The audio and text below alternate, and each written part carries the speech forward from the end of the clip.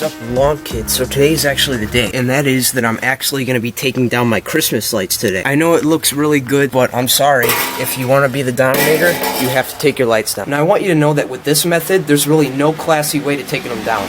We're actually going to do it the quick, easy, and simple way, and we're going to talk about that later. But right now, what we need to focus on is getting all of our ground obstacles out of the way. To make the roof easier, again, we'll talk about that later.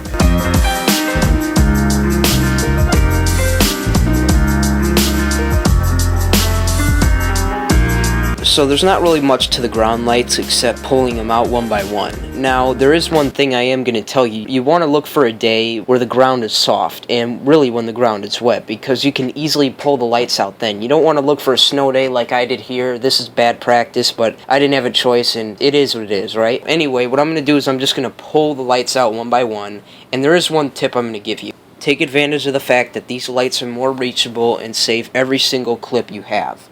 Because to be honest, every year, ground stakes are hard to find, so you might as well save the ones you already have.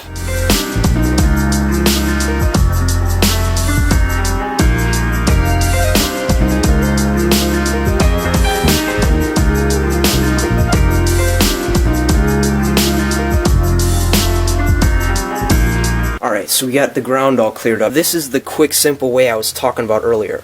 In fact, this method, you're not going to have to get up on the roof at all unless you want to do a couple things. Before I talk about any more, let's actually go up on the roof.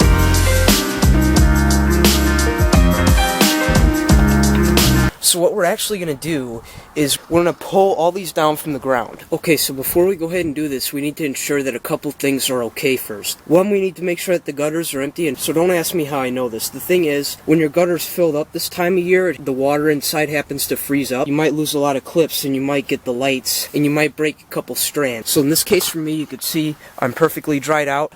Now here's how we're going to do that. We're going to walk all the way around the house. We're just going to get a couple of these loose first. Alright, let's rip them down.